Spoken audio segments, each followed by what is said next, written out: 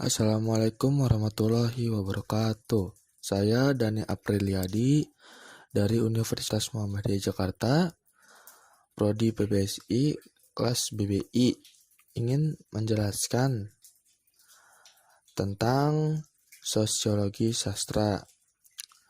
Yang pertama yaitu ada definisi sosiologi sastra. Sosiologi sebagai ilmu pengetahuan sosial yang pada hakikatnya terbentuk karena adanya ilmu filsafat memiliki banyak cabang dalam pembahasannya. Cabang-cabang dalam ilmu sosiologi ini terutama ditinjau dari tanggapan masyarakat, karena sosiologi sendiri menjadi objek pengetahuan yang fokus pada masyarakat. Yang kedua ada sejarah sosiologi sastra. Sosiologi sastra berasal dari kata sosiologi dan sastra. Sosiologi berasal dari kata sos Yunani yang berarti bersama, bersatu, kawan, teman, dan logi dari logos berarti sabda, perkataan, perumpamaan. Sastra dari akar kata Sanskerta berarti mengarahkan, mengajarkan, memberi petunjuk dan instruksi. Akhiran tra berarti alat, sarana. Merujuk dari definisi tersebut, keduanya memiliki objek yang sama, yaitu manusia dan masyarakat. Meskipun demikian, hakikatnya sosiologi dan sastra sangat berbeda, bahkan bertentangan secara diametral. Akhiran tra berarti alat, sarana. Merujuk dari definisi tersebut, keduanya memiliki objek yang sama, yaitu manusia dan masyarakat. Meskipun demikian, hakikat sosiologi dan sastra sangat berbeda, bahkan bertentangan secara diametral. Yang ketiga ada pengertian sosiologi sastra. Sosiologi sastra merupakan dua istilah yang terbentuk, yakni sosiologi dan sastra. Sosiologi sendiri secara umumnya adalah disiplin ilmu pengetahuan tentang masyarakat, sedangkan sastra berasal dari kata Sanskerta, yang artinya ialah ilmu pengetahuan yang mengandung instruksi dan pedoman dari tindakan yang dihasilkan oleh manusia. Pengertian sosiologi sastra secara umum adalah pendekatan terhadap orientasi manusia kepada alam semesta sehingga orientasi yang dihasilkan oleh pengarang dan pembaca bisa menghadapi kenyataan yang terjadi dalam masyarakat. Yang keempat ada fungsi sosiologi sastra. Fungsi pemberikan pengajaran tentang sosiologi sastra adalah sebagai berikut.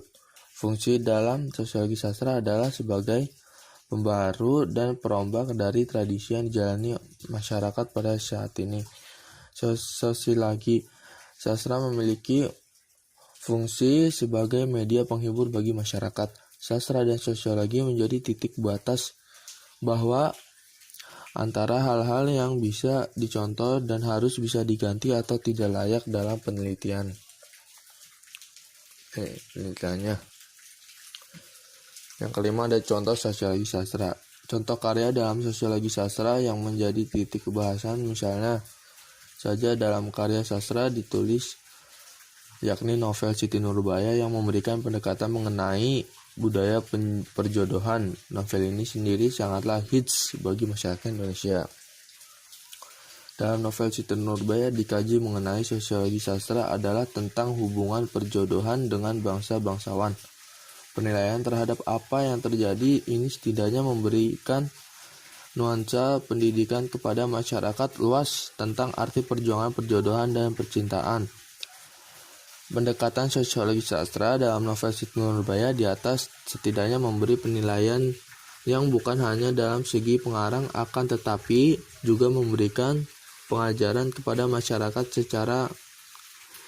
secara umumnya tentang fenomena sosial yang terjadi.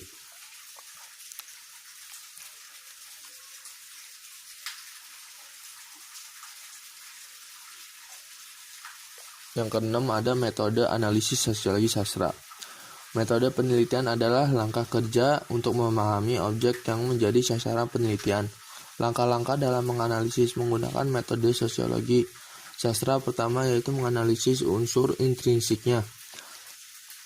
Analisis karya sastra dengan pendekatan apapun tidak boleh melupakan analisis unsur intrinsik. Setelah dijabarkan unsur-unsur intrinsiknya, dikaitkan permasalahan dengan menggunakan teori sosiologi, misalnya hubungan antar individu, perubahan sosial, dan kondisi masyarakat sosial.